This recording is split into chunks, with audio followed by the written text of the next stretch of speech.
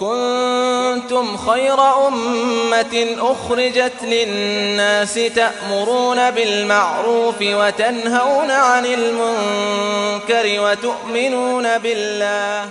بسم الله الرحمن الرحيم الحمد لله رب العالمين والصلاة والسلام على أشرف الأنبياء والمرسلين.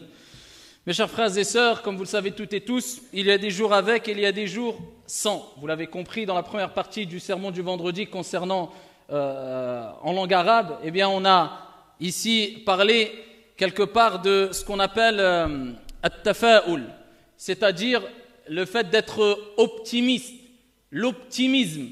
Car dans la vie, on a besoin d'optimisme, on a besoin d'aller de l'avant, on a besoin d'être fort moralement, psychologiquement. Car comme j'ai dit précédemment, dans la vie, il y a des jours avec et des jours sans.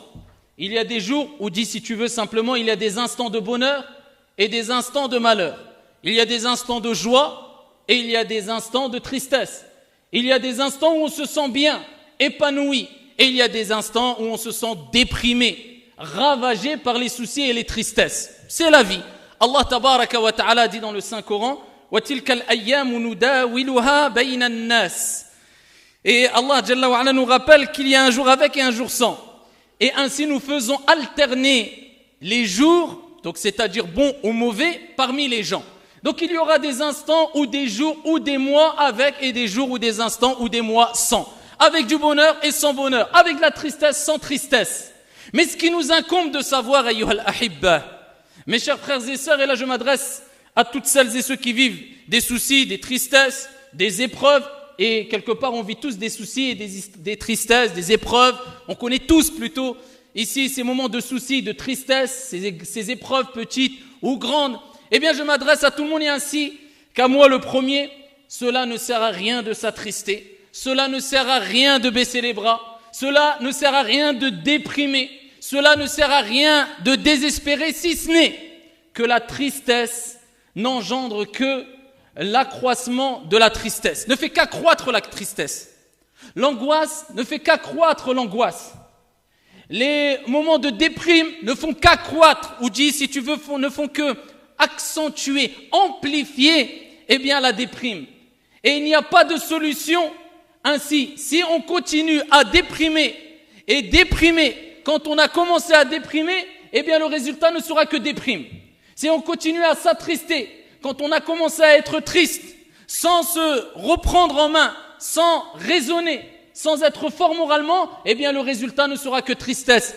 Et ici, tu peux continuer avec tous les autres exemples. C'est pour ça, hibbati fillah, ça n'a jamais été une solution pour la personne touchée de dépression que de lui dire, eh bien, continue à déprimer.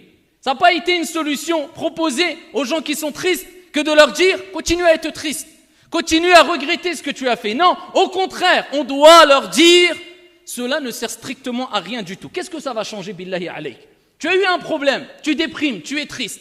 Si tu continues à déprimer et à être triste, ça va changer quoi? Ça va changer ton problème? Rien du tout, impossible.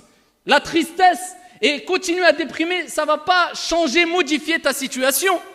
En soi-même, cela ne peut pas modifier ta situation. Mais par contre, cela va te plonger dans une dépression. Et combien de jeunes, combien de gens, combien de personnes âgées sont touchées par les angoisses et les dépressions aujourd'hui? Pourquoi? Ils n'arrivent pas à relever la tête. Et c'est pour ça qu'il est important de dire à ces gens-là qui sont touchés par des épreuves ou à nous-mêmes quand nous sommes touchés par une épreuve, irfa' ra'sak wa kun mutafa'ilan. Lève ta tête ou relève la tête et sois optimiste. Kun qawiyan, sois fort et ne sois pas faible. Qala alayhi salatu wassalam. المؤمن القوي خير وأحب إلى الله من المؤمن الضعيف. Le croyant fort est meilleur et plus aimé auprès d'Allah tabaraka wa ta'ala que le croyant faible. Bien que dans les deux, il y a un bien. Mais quand nous parlons du croyant fort, ce n'est pas le croyant fort physiquement. Eh bien, c'est là où nous voyons est-ce que tu es fort ou faible. C'est lors des tempêtes, c'est lors des épreuves. C'est celui qui est fort moralement. C'est celui qui est fort au niveau de sa patience. Il arrive à se retenir, à prendre sur soi, à patienter. C'est celui qui est fort concrètement lors des épreuves.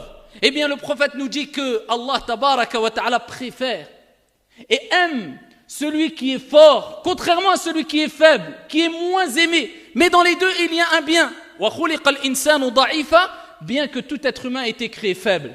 Lakin il y a une différence entre celui qui se laisse aller et se laisse manger par la déprime.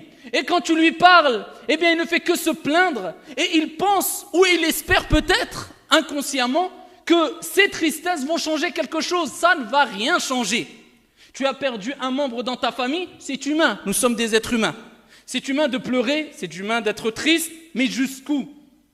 Pendant 6 mois, jusqu'à ne plus manger, jusqu'à ne plus vivre? Est-ce que ça va faire revivre la personne qui est décédée? Non. Est-ce que ça va te détruire toi aussi, de sorte que tu rejoignes celui qui t'était bien aimé, celui que tu aimais, celui que tu chérissais jusqu'à ce que ça te tue? Des gens se sont autodétruits lors des épreuves, de par la déprime qui les a ravagés, jusqu'à ce qu'ils se sont suicidés. Est-ce que ça apporte une solution? Au contraire, lève la tête et dis, et reste vivre toute ta vie avec ce verset coranique. وَعَسَىٰ أَن تَكْرَهُوا شَيْئًا وَهُوَ خَيْرٌ لَكُمْ وَعَسَىٰ أَن تُحِبُّوا شَيْئًا وَهُوَ شَرٌّ لَكُمْ وَاللَّهُ يَعْلَمُ وَأَنْتُمْ لَا تَعْلَمُونَ. Vous pouvez avoir de l'aversion pour une chose. Vous pensez que c'est un mal alors que c'est un bien. Et vous pouvez aimer, apprécier une chose. Vous pensez que c'est un bien alors que c'est un mal. Wallahu ya'lam, mais votre Seigneur sait, vous ne savez pas. Tu ne sais pas où est le bien réellement et concrètement lors de l'épreuve. Peut-être que le bien va t'apparaître au bout de 2 jours, au bout d'une semaine, au bout de 6 ans, au bout de 20 ans, et tu vas te dire Alhamdulillah que j'ai eu cette épreuve. Et si ce n'est pas sur cette vie d'ici-bas, sur cette terre, eh bien c'est lors de ta mort ou après ta mort.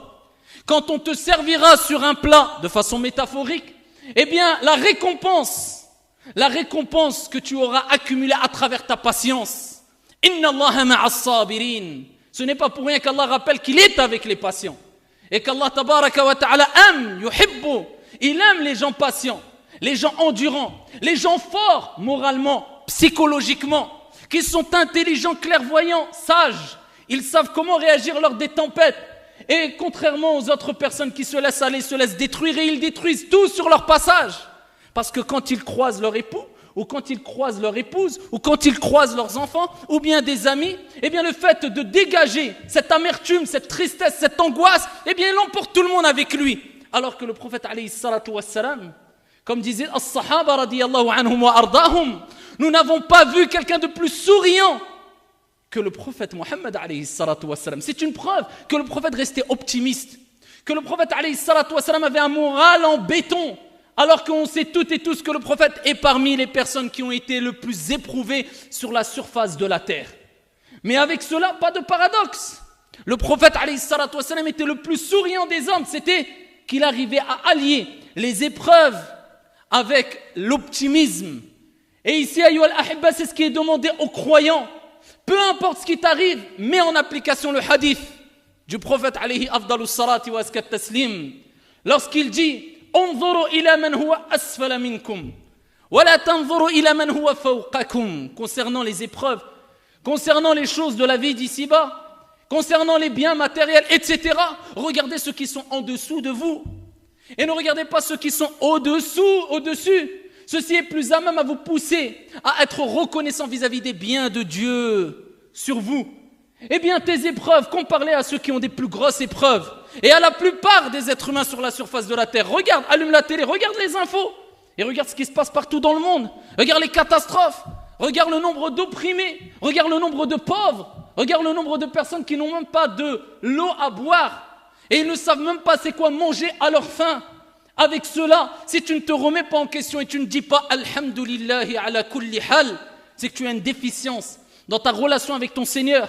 Et quant à la reconnaissance vis-à-vis des biens de Dieu sur toi. Ni plus, ni moins. C'est pour ça qu'il faut aller de l'avant, et on a tout pour aller de l'avant. Et plus tu as du confort, et plus tu as des bienfaits, c'est-à-dire que plus Dieu t'a comblé de bienfaits, et plus tu n'as pas d'excuses. Moins tu as d'excuses. Et plus tu te dois d'être optimiste, et continuer à aller de l'avant. Et le musulman, dans tous les cas, il doit réagir comme ça, reconnaissant. Vivre avec cette reconnaissance, avec ce remerciement vis-à-vis de son Seigneur tabaraka wa ta'ala. Rapporté par l'imam Muslim, le prophète alayhi salatu wassalam a dit Ajaban li amri al-mu'min. Qu'est étonnant la situation de qui? Du croyant qui a concrétisé, qui a compris qu'est-ce que c'était vraiment la foi en Dieu. Qu'est étonnant la situation du croyant. Tout ce qui lui arrive est un bien pour lui. Le croyant, tout ce qui lui arrive doit être un bien pour lui. Et le prophète, alayhi salatu wassalam, avec peu de paroles, eh bien, il nous donne des informations riches en sens et en moralité et en leçons. Il dit, lorsqu'il lui arrive un mal, ou bien il commence par, lorsqu'il lui arrive un bien, shakar, il est reconnaissant. Il remercie son Seigneur tabaraka wa ta'ala. Et cela est un bien pour lui. Et lorsqu'il lui arrive un mal, eh bien, il patiente. Il patiente lors de l'épreuve. Et cela est un bien pour lui.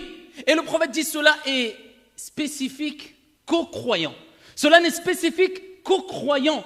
Donc, abshir, réjouis-toi. Si tu fais partie de ces gens-là, qui quand il leur arrive un mal, ils patientent, sache que c'est un bien pour toi.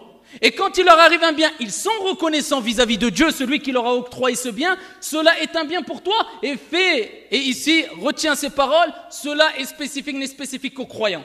Celui qui a bien compris quelle doit être sa relation avec son Seigneur, tabaraka wa ta'ala, pas celui qui se plaint de jour comme de nuit, ou qui se laisse aller, ou qui se laisse ravager, et il est triste, et il ne mange plus, et tu lui dis, qu'est-ce que tu as? Mais tu n'as pas vu ce qui m'arrive, je ne sais pas ce que j'ai, qu'est-ce que tu as? Faut le bousculer. Moralement, psychologiquement, tu n'as rien par rapport à la plupart des gens sur la surface de la terre. Tu as quoi? Qu'est-ce qu'il t'est arrivé?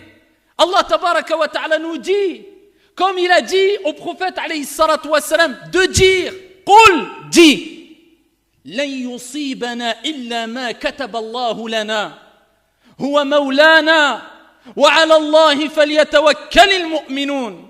Allah tabaraka wa ta'ala dit au prophète, et à nous-mêmes, on se doit de le dire, قل لن يصيبنا, rien ne peut nous atteindre. Vis avec ça dans ta tête. Rien ne peut nous atteindre si ce n'est ce que Dieu, Allah tabaraka wa ta'ala, a prescrit pour toi. Rien. Allah tabaraka wa ta'ala, avant même que tu naisses, kama ja'a fi sahih, 50 000 ans avant qu'il crée les cieux et la terre, eh bien, il avait tout écrit. Qu'aujourd'hui, je serai là, dans cette journée-là, en train de vous dire les paroles que je suis en train de vous dire. Dieu a tout écrit concernant ce qui va se passer dans les cieux et la terre, les animaux, les habitants, les croyants, les non-croyants, etc. Donc, rien ne peut t'atteindre si ce n'est que ce que Dieu a prescrit pour toi. Ensuite, Allah, il dit, Huwa maulana. Tu dois dire cela. C'est notre protecteur. Subhanah. Huwa maulana. Wa ala Allahi falyatawakkali. Et c'est en Allah, Azza wa Jal, que doivent placer les croyants leur confiance. Wa man yatawakkal ala Allah fahuwa hasbuh. Et celui qui place sa confiance en Allah, Azza wa Jal, Allah le suffit. Allah lui suffit amplement. Donc, remonte la pente, te laisse pas aller, et si tu as la réponse à cela, laisse-toi aller. Prouve-moi ou donne-moi une preuve, un élément, un argument qui pourrait me pousser à croire, à penser que se renfermer sur soi-même, c'est une solution. Que le fait de continuer à déprimer, c'est une solution. Ou c'est une guérison. Ou c'est un remède. Ou continuer à se lamenter ou à regretter sur ce qu'on a fait de façon indéfinie, c'est une solution. Ou c'est un remède. Si la réponse est oui, si tu as un argument, continue. Sinon, et la réponse est claire, c'est non, eh bien arrête. Monte la pente, va de l'avant, sois optimiste, comme était le prophète alayhi salatu wassalam. Patient et optimiste. Et quand on dit patient, ça ne veut pas dire on reste figé. Ça y est, je patiente, j'ai le mon sébat, je bouge plus. Mais je patiente. Abadan. Le prophète alayhi salatu wassalam, il a patienté, il a été persécuté, il a été opprimé. Avec cela, il a été patient tout au long de sa vie. Est-ce que ça veut dire que le prophète est resté dans un endroit, il n'a pas bougé? La patience, c'est quoi? C'est de patienter en étant reconnaissant vis-à-vis d'Allah tabaraka wa ta'ala tout en œuvrant. Ça, c'est la patience. Ma patienter, ne plus bouger, c'est pas la patience qui est demandée. La patience, c'est de continuer à aller de l'avant. La preuve. Le prophète, quand il était persécuté, il a patienté.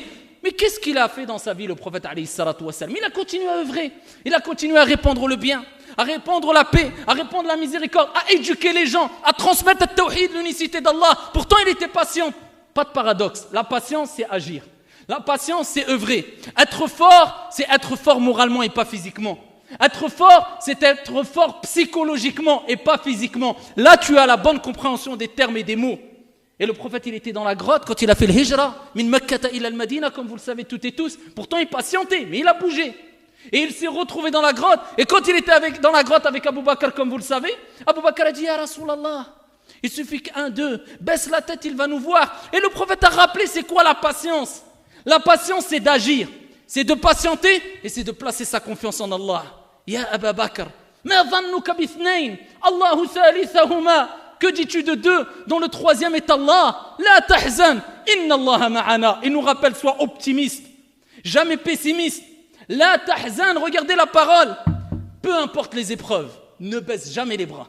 Tu peux reculer, tu peux prendre une bifurcation, tu peux ralentir, le prophète le faisait. Mais d'abandonner et de te laisser aller et te laisser détruire, ça c'est une erreur.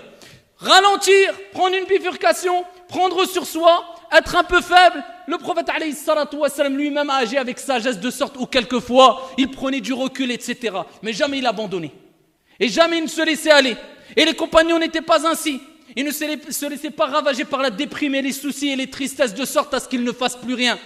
La tahzan, ne t'attriste pas. Inna Allaha ma'ana. Sachez, Abdallah, que ceux qui ont été le plus loin, même dans les choses mondaines, on va tirer le contexte religieux, même dans les choses de dunya, même les non-musulmans, ceux qui ont été le plus loin dans la vie d'ici-bas, concernant les choses qu'ils ont entreprises, professionnelles, entreprises, etc., ça a toujours été les gens optimistes. Ce n'est pas les gens pessimistes, c'est les gens qui se sont dit, je vais de l'avant. Ils perdent, ils tombent, il a un genou à terre. Même s'il a un genou à terre, il se dit, j'ai un genou à terre, mais je ne suis pas KO. Et la partie, elle est encore longue. Et il se relève et il avance. Ce sont ceux-là qui réussissent. Amma celui qui, dès qu'il a une épreuve, il abandonne tout, il fait n'importe quoi, il ne sait plus comment agir, il est bouleversé, il se renferme sur lui-même, il est ravagé par les déprimes, cela n'arrive jamais. Même dans les choses de dunya. Pareil pour les choses de la vie d'ici-bas. Ce que tu vas entreprendre, et de même, nous disons, c'est la même chose concernant les choses religieuses. Et je terminerai avec ces paroles. Sachez, Abdallah, qu'il ne t'est pas demandé de porter sur ton dos cette vie d'ici-bas avec toutes les tristesses, soucis, angoisses qu'elle compose, alors qu'Allah tabaraka wa ta'ala a mis la terre sous tes pieds. Va de l'avant, sois optimiste, place ta confiance en Allah Jalla wa ala, et Allah t'assistera bi'idhni rabbil ardi was sama. Inna Allah wa malaikatahu yusalluna ala nabi